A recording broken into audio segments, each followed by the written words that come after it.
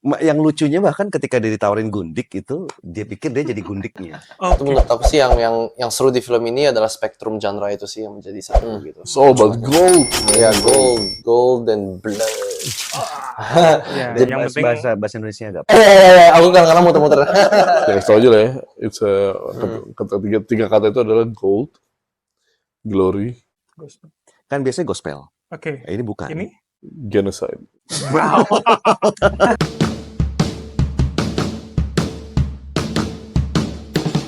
Selamat datang di Broscast. Bram Reza Rifu Ngobrol santai di di podcast. Yeay! Halo, balik lagi di Broscast. Kali ini masih bersama saya Bram Herlambang. Di sini banyak penonton. Kita minta suaranya dulu dong. Maaf, karena biasanya nggak ada. Ini begitu ada saya seneng. Dan kita sudah bersama dengan 3 orang yang di belakang narasumber. sana tuh masih tadi. Mas Agus bawa 1000 orang kalau nggak salah. Sapa dulu dong, biar ini penontonnya recall lagi. Pasti udah kenal, ada Mas Agus Kuncoro, Mas Maxim Butye, dan juga Mas Anggi Umbara. Halo. Terima kasih dukungannya, teman-teman. Ini sebenarnya yang deg-degan saya. Oke, kita bahas film Gundik akan tayang di 22 Mei 2025. Mas-mas kalian ini ditunggu banyak orang, tapi sebenarnya kalau di podcast kayaknya udah cukup banyak ya, sebulan terakhir mungkin podcast dengan mas-mas kalian untuk bahas film ini. Ya. Ya, dibilang banyak kurang, dibilang Kurang sedikit, tapi udah lumayan. Sudah lumayan. Yang namanya manusia kan nggak pernah puas ya. Ah, subhanallah. Bener. Saya langsung inget Mas Agus tuh di kontennya gitu. Lo. Bapak religi banget ya kayaknya. Ya, langsung dengan petua-petua. Oke, saya ke Mas Anggi dulu deh sebagai sutradara yang mengarahkan ceritanya gitu. Kalau Gundik saya sempat coba lihat di KBBI kan selir istri simpanan gitu. Nah, orang kalau nonton akan dapat gambaran itu ada atau tafsir lain sih Mas Anggi? Dapat gambaran itu dan tafsir-tafsir lainnya. Apa tuh Mas Anggi yang maksudnya standingnya Mas Anggi untuk Gundik ini seperti Gundik yang gimana sih Mas? Kalau di sini Gundik itu selain menjadi literally emang dia cewek simpenannya para petinggi atau pejabat, di sini juga bisa dibilang apa maknanya sebagai sebuah simbol gitu kan dari kan keserakahan dan nafsu dan ya yang lainnya yang menjadi drive dari film ini, menjadi gasnya film ini yaitu kan serakah dengan uang gitu kan, nafsu dengan Tahta. ya dan tahtanya gitu kan, dan bahkan ke libido juga ya kan. Libido ya. Bisa. Pertama dibuka dengan adegan ranjang gitu kan. Wah, Tapi juga di sini sebenarnya ya kalau misalnya emang mau mencari, kalau bisa melihat subliminal story itu sebenarnya lebih luas lagi pembicaraannya, bahwa kan kalau dibilang raja-raja di Nusantara ini dulu kan emang selalu punya selir ya gitu kan, tapi selain itu juga selirnya itu ada yang dari alam lain dibilang gitu kan. Selir yang wanita simpanan atau istri atau ratu yang dari alam lain gitu. Nah, di tanah Jawa ini terkenal dengan ratu yang dari alam lain yang paling legendaris ya ratu dari Pantai Laut Selatan gitu. Nah, apakah itu arti dari sebenarnya Pantai Laut Selatan itu atau ada meaning-meaning lainnya kan? Apakah dulu benar-benar ada ratu di Pantai Laut Selatan gitu kan? Atau itu hanya simbol dari bentuk metafora. Dukungan atau support dari bagian yang lainnya yang mensupport Apa legitimasi gitu ya. Tapi kalau Mas Anggi ngetis ini berarti ada hubungannya kah dengan film ini? apanya. Ya soal itu tadi simpanan yang tapi dalam bentuk gaib, legitimasi yang Jadi film ini asiknya aja bisa dikupas dari semuanya. oke. Mau dikupas dari emang istri simpanan literally yang ada dengan ranjang segala macam, atau bisa dikupas dari sisi metaforanya gitu kan, bahwa oh ini simbolik dari ini simbolik dari ini gitu, atau habis itu bisa dikupas lagi dari apakah legenda ini benar-benar ada atau cuma politik belaka gitu. Jadi tergantung dari mana dari kacamata mana kita mau melihat dari benar-benar storytelling yang literal, atau mau melihat dari kacamata politik, atau melihat dari kacamata antropologi, atau mau dari kacamata yang simple aja sesuai kayak 3 kata tadi kan, harta tahta wanita tadi gitu kan, secara human gitu ya. Jadi Mas mengembalikan pada penonton sebetulnya, Mas Anggi ya? Oh pastinya kan dia akan menikmati kan, jadi yang terrefleksi dari penonton pasti berbeda-beda gitu kan. Oke. Yang relate ke mereka pasti berbeda-beda. Yang nyambungnya yang mana nih di gue gitu. Ada yang nyambung mungkin oh takutnya seremnya ya. That's the entertainment gitu. Ada yang oh dia kok lucu banget ya gitu. Nah, ada mungkin itu yang nyambung ke dianya. Jadi sangat multi meaning dan multi apa ya dibilangnya Rasa. rasa, karena ya itu komunikasinya bukan cuma satu arah gitu kan. Jadi dia ini bisa interaktif, Ya, bisa persepsinya pasti akan berubah setiap buat penonton yang masing-masing beda-beda lah. Tergantung preferensi gitu ya. Oke, saya simpen dulu. Menakutkan, lucu, penuh rasa kalau bahasanya Mas Agus ya. Saya simpen dulu. Saya mau ke 2 perampok ini dulu.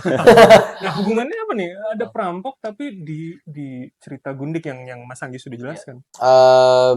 Tujuannya kita karakter perampok ini itu adalah mencari harta yang ada di rumah Gundik ini aja sih sebenarnya. Dari situ itu adalah benang merahnya dan motivasinya dari 4 perampok ini, mencari harta dan membawanya untuk bisa hidup dengan Ini literally harta ya, maksudnya Iya, uang harta. kekayaan yang Betul. memang dicari oleh para kelompok Iya. perampok ini ya. ya karena dia emang sekarang mau merampok emas kan. Mm-mm. It's all about gold. Ya, gold and blood. Jadi itu memang udah jadi benang merah motivasinya para perampok ini, walaupun mereka punya latar belakang masing-masing juga sih. Mengapa mereka mau Bergabung. Iya, dan mencari nafkah dengan cara seperti ini. Nah itu nanti ada motivasinya juga yang kita develop di cerita di film Gundik ini. Tapi memang benang merahnya kita datang ke rumah, kita tahu perampok ini tahu ada Gundik di rumah ini dan pasti dia ada banyak harta yang dijaga gitu di rumah itu. Ternyata pas kita masuk rumahnya ada hal yang lain yang terjadi gitu. Makanya genre-nya menjadi horror heist. Awalnya heist terus jadi horror, terus sekarang horror heist, and then sekarang ada komedinya. Jadi memang bumbu-bumbu semua genre film yang kita masukin. Itu menurut aku sih yang seru di film ini adalah spektrum genre itu sih yang menjadi satu gitu. Cukup banyak ya. Ya, dan seru dan seperti yang Gi bilang itu menjadi buat penonton jadi persepsinya tuh masing-masing. Jadi semuanya bisa punya entertainment masing-masing. Oh, aku sukanya yang ini loh. Aku suka horornya. Aku suka aspek heistnya mungkin atau komedinya atau romansnya atau family-nya, kekeluargaannya. Jadi memang ya ibaratnya seperti poster inilah, kayak ada mangkok kita masukin aja terus kita aduk. Pun jadi Tinggal satu. dihidangkan. Betul. Kayak cobek kan. Benar-benar tergantung penonton mau ngerasain sebelah mana gitu ya. Iya. Penuh dengan metafora kita sekarang. Oke, tapi saya masih ke Mas Maxim dulu. Jadi kalau untuk Mas sebagai seorang aktor, itu hal yang atau itu menjadi tantangan nggak sih dengan multi atau banyak hal yang dicampur jadi satu tadi?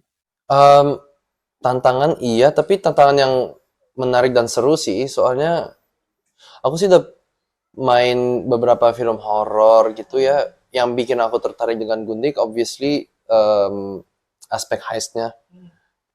Soalnya aku nggak pernah main film yang seperti itu atau karakter seperti itu kan. Jadi tantangan yang memang udah aku langsung mau lakuin aja sih sebenarnya. And it's not really apa ya, aku udah tahu lah timnya dan pemainnya juga, castnya yang benar-benar semuanya profesional is the top ya kan. Jadi itu aja udah nggak.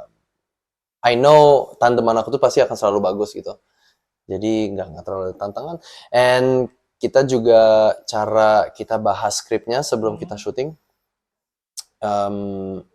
Itu semua kita memang bedah dengan rame-rame langsung sih, dan we try to nge-lock secepat mungkin dan as mostly as possible lah kita coba lock. Jadi pas kita datang ke set itu udah yakin apa yang kita mau lakuin. Oke. Apa yang kita mau lakukan. Bukan yakin, sudah tahu. Ya, Dia yang penting bahasa Indonesia agak. Aku kadang-kadang muter-muter. Gitu. Paling tantangannya itu bahasanya. Kadang-kadang kebalik-balik gitu. Tapi untuk reading dan workshop pasti kan sudah sudah Iya. melancarkan semua itu kan. Iya, kadang kan kita ada improvisasi sedikit kalau udah di set ya kan. Jadi ada beberapa yang memang nggak ada di skrip atau apa. Itu mungkin hal seperti itu yang karena kayak ngomongnya bener kayak gini nggak sih gitu. Soalnya kan nggak ada di skrip. Oh iya. Iya. Ini saya tanyakan ke Mas Agus deh yang tandeman, teman satu rampoknya, segitu ininya kah di lapangan pada saat syutingnya? Nggak, dari awal juga emang Maxim agak problem dengan bahasa Indonesia ya. Maksudnya yang lucunya bahkan ketika dia ditawarin gundik itu dia pikir dia jadi gundiknya. Oke. Problemnya adalah karena dia tidak tahu gundik itu apa. Apa itu gundik Oke. agak Tapi benar, definisi gundik itu hanya perempuan ya? Daripada saya salah, udah panjang gitu. Beda. Saya Kalau pastikan dulu sama yang kalau laki-laki penyebutannya beda mungkin ya, bukan gundik ya. Laki-laki jadi miau.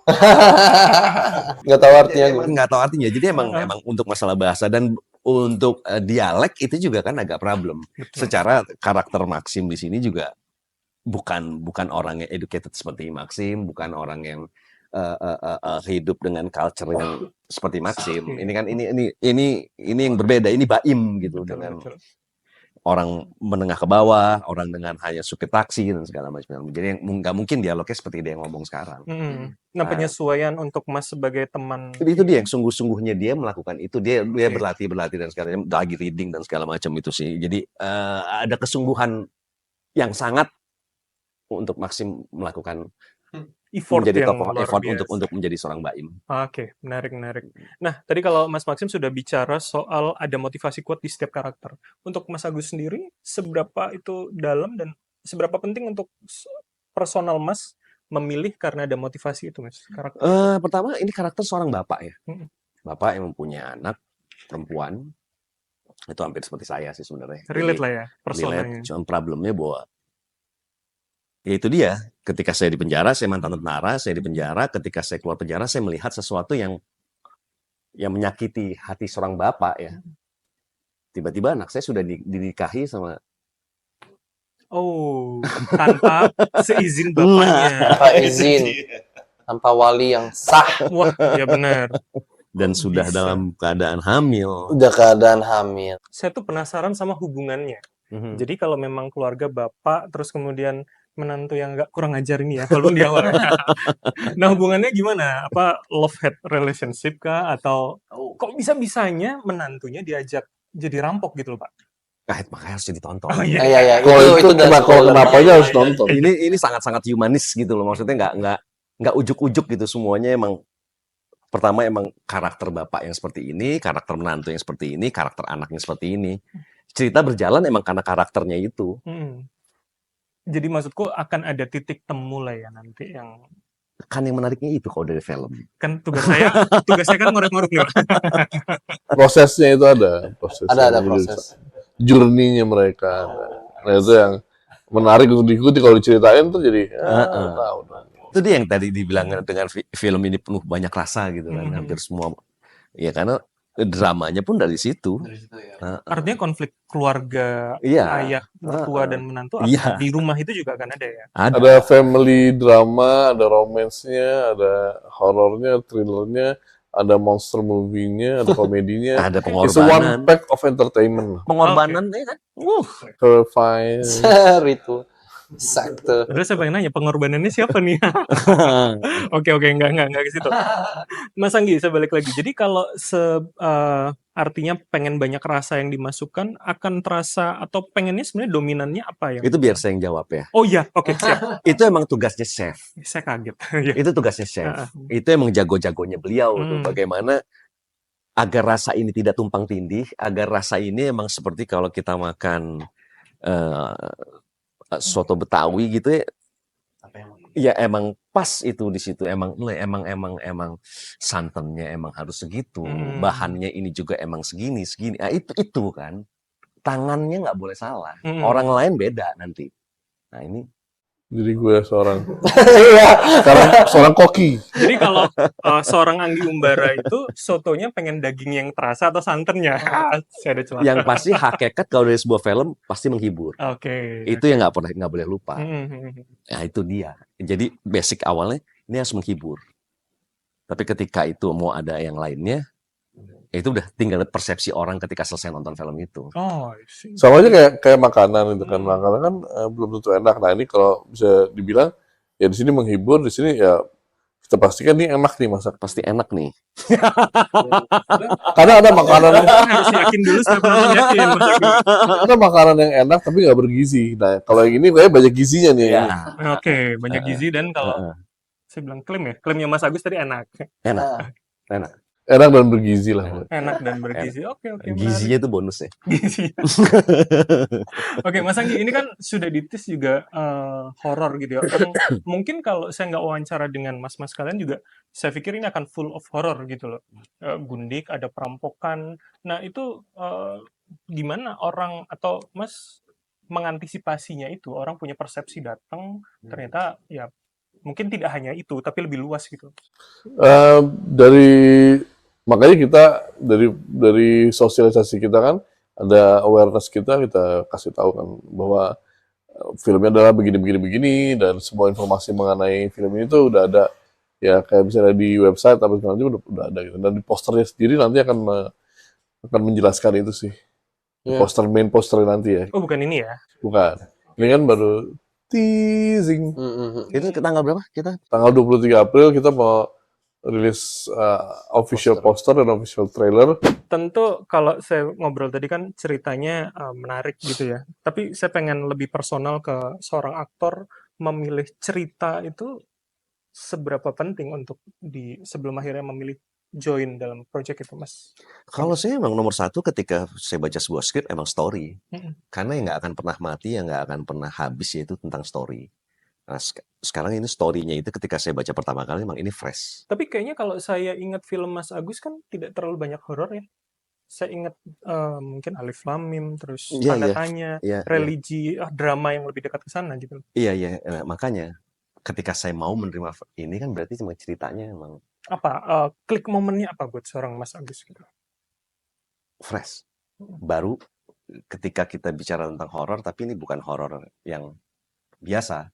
Ini ada sesuatu yang lain dan banyak pesan sekali kalau memang bisa melihat apa yang coba Anggi sampaikan dalam setiap frame-nya gitu ya, setiap scene-nya itu ada banyak pesan-pesan yang ingin dia sampaikan. Mm-mm. Oh, ada yang ingin disampaikan Anggi tentang dunia, Ada tentang lapisan pesan keadaan itu ya. sekarang ini. Ya ada 3 kata yang sangat penting sih di film itu gitu kan. Mungkin ya terkenal juga sih dari dulu, tapi kita lebih adjust ke zaman sekarang, which is kata itu kan tersebar di beberapa set film gitu kan. Ya kita kasih tau aja lah ya. Tiga kata itu adalah gold, glory, Gospel. Kan biasanya gospel. Oke. Ini bukan. Ini genocide. wow. Aduh. Gila sih ya relate banget. Kita paling Tapi dari berapa tahun please, maksudnya please jangan itu Iya, itu cuman iya. apa lo bilang itu? Gizinya aja. Tetap menghibur, tetap sangat menghibur. Bisa dibilang film ini bukan cuma menghibur, tapi juga bisa dibilang film ini menggugat. Gitu. Untuk yang tahu-tahu aja, untuk ngerti-ngerti aja. YTTA yang tahu-tahu aja. Dan yang menyenangkan Anggi ya ini Mas Anggi sekarang ini berkarya seperti Mas Anggi awal-awal dia make it movie gitu buat tapi kan film. Comic Ed barengan kan? Iya. Masih rasanya sama kerja atau visi itu. Sorry, kita mau ngomongin Mas Anggi nih. Nggak, kita bicara dia film Mama Cake Oh yang iya. yang betapa jujurnya dia ketika menyampaikan apa yang dia lihat tentang hidup ini gitu kan tuh. Apa mana tujuan lu, apa ini visi lu dalam hidup itu kan di Mama Cake itu kan yang dia ingin sampaikan. Betul. Gitu kan. Nah, di film ini dia kembali apa ya? Dan ini membahagiakan banget untuk saya. Akhirnya bisa jujur lagi dalam berkarya gitu kan. Ya, ini film yang yaitu saya buat dengan jujur. Personal banget gak sih buat Mas Anggi? Sangat personal dan sangat bukan cuma personal sih. Ya, ini kegelisahan yang sebenarnya udah lama dan ya penting untuk dikeluarkan sih, untuk di apa namanya sampaikan dan disuarakan gitu sebenarnya. Ya, tapi tetap dengan konsep itu ya, walaupun Tersirat. bergizi tapi enak ya. Konsepnya tersirat kalau yang itu. Hmm. Bukan yang tersurat beda, yang tersirat, nah itu dia. Nah, itu dia ditonton.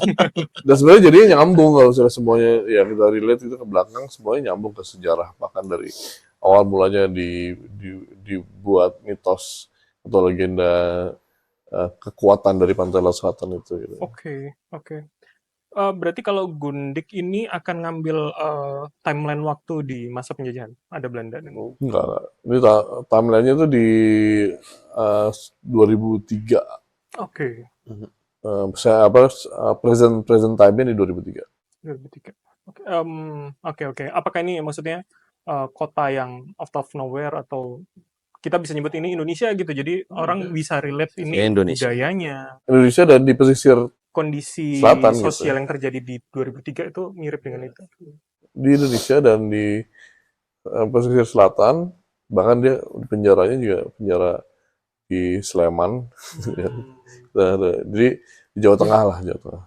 Jadi Mas sebetulnya cukup, mungkin itu PR Mas atau tantangan untuk mengembalikan vibes 2000-an itu. Enggak sih, karena itu satu ya buat saya, ya buat dunia sih, bahkan itu ya satu momentum yang penting sih untuk diingat. Kalau Indonesia kan tahun 98 ya gitu. Ini kalau dunia 2003 lah. Ya ininya ujungnya lah. Ya maksudnya bukan ujungnya sih, ada sebuah tonggak yang krusial di tahun itu yang terjadi gitu. Oke, dan itu nanti akan jadi salah satu bagian penting ya dari penceritaan itu ya Mas Angga? Enggak penting. Enggak begitu pengaruh. Yang tersirat itu. Itu ya itu YTT aja. Ya. Oke, saya balik ke Mas Maxim. Pertanyaan yang sama sebetulnya. Seperti saya tanya ke Mas Agus. Soal memilih karakter. Itu kalau buat kamu sebagai aktor gitu ya, itu seberapa penting? Apakah beda, fresh tadi kayak Mas Agus? Gimana tuh Mas? Iya, pasti ada aspek freshnya. Sama juga, aku ngelihatnya itu sebagai sisi penonton deh. Misalnya kalau aku nonton skripnya terus jadi film, mau nggak aku tonton film ini? Ya, will it be fun for me to watch gitu sih. Lebih ke aku coba lihat di perspektif penonton sih. Jadi itu lumayan di atas lah. One of the kriteria yang paling atas. Juga seorang penonton film. Iya. Soalnya saya suka banget nonton film. Tapi itu kadang aku bisa ngelihat proses membuat filmnya itu yang membuat jadi menarik gitu. Mungkin karena aku juga di dalam industrinya, jadi aku bisa agak sudut pandangnya kan jadi dua kan, aku dari penonton dan juga yang behind the scene gitu kan. So apa pertanyaannya? Aku jadi kliknya. Ya, menurut aku sih cerita dan entertainmentnya aja sih. Is it enjoy to watch aja? You know, ceritanya dari awal ke belakang itu, does it make sense? Does it connect? Aku juga suka kalau it comes to a full circle gitu. Ada ibarat katanya, tapi I forgot what it was. Jadi full circle itu, you know, it's satisfying. Sebenarnya satisfying full circle-nya you already said it. Yeah. Nothing is perfect. If you want to be perfect, you become nothing. Iya, bener lagi. Thank you Mas, saya Nah, bisa ini bikin saya- quote makanya- TikTok. Saya mau ngeliat langsung mukanya. Saya pengen saya minta maaf nih baru Oke loh tidur kata-kata berapa tadi. jam. Serius banget loh. Heeh. Tapi itu ini seorang Mas Anggi yang Mas Agus kenal lama gitu. Itu kan Apa kerjaan? sebel nggak dengan kata-kata tadi kan? Iya, saya sih enggak karena bisa potong TikTok. Keren banget loh itu dari itu. Sebagai seorang teman kayaknya sebel gitu ya. Oke, terakhir masing-masing saya ke Mas Agus dulu. Jadi kalau penonton akan sebelum datang ke bioskop, apa yang bisa menarik banget mereka untuk nonton ini di tanggal itu dan tidak film lain? Adrenalin ya. Adrenalin. Kalau mereka suka adrenalin, ya kalau mereka suka film horor kan adrenalin mereka juga suka kan. Ketika mereka suka olahraga, mereka suka action, itu adrenalin ya. Dimana dengan lu nonton di bioskop itu ya udah kayak roller coaster. Oke, dengan segala gore, haze Ya, dan tadi. kan ketika kita masuk ke dalam bioskop gitu kan kita pengen melupakan yang di in life gitu kan ya. Sejenak. Jelas waktunya jelas sejam atau 1,5 jam gitu. Di mana kita bisa menikmati apa yang disajikan. Oke. Itu janji untuk menonton Ya. bahwa datang dan experience itu akan Experience adrenalinnya berbeda.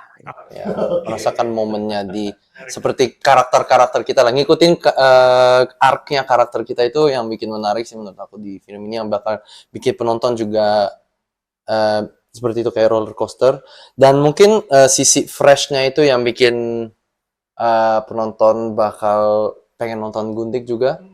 Pengen nonton Gundik, lucu banget ya. Sekarang kalau aku kan ngerti sekarang Gundik itu artinya apa, jadi agak lucu setiap kali aku ngomong. Pengen nonton Gundik. Nonton Gundik lagi ngapain? Nonton film Gundik. Nonton film Gundik ya.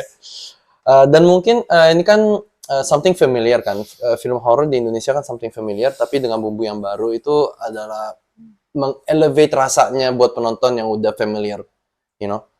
Jadi ya kalau misalnya udah suka nonton film horror dan tapi juga mau cari cari sesuatu yang baru di cerita horror, film Gundik lah yang bakal bikin kalian merasa fresh untuk nonton lagi gitu. Boleh satu minta gue sama lo? Apa tuh? Lo menjelaskan ini kayak tadi itu untuk film Gundik tapi kayak pakai bahasa Prancis. Oh lah lah. Terus subtitle. Iya. Sekarang CapCut bisa kok subtitle. Oke. Kayak lo ngomongnya tadi tapi bahasa Prancis gitu. Alors. Nggak, biar orang tahu gimana effortnya dia untuk berbahasa Indonesia. Maksudnya. Silakan. Pour vous, Allez, s'il vous plaît. pour les gens qui aiment regarder les films d'horreur, surtout en Indonésie, parce que c'est très vous êtes confortable en fait. On est très confortable de regarder les films d'horreur. pour un film Gundik, en fait, pour vous, ça va être un truc très fraîche, ça va être un film très fraîche pour vous à regarder. Et c'est pour ça qu'on vous invite à aller venir au cinéma et regarder le film Gundik.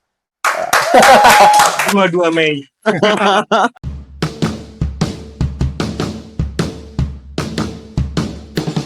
Selamat datang di Broscast Bram Reza Rifung ngobrol santai di podcast. Yeay!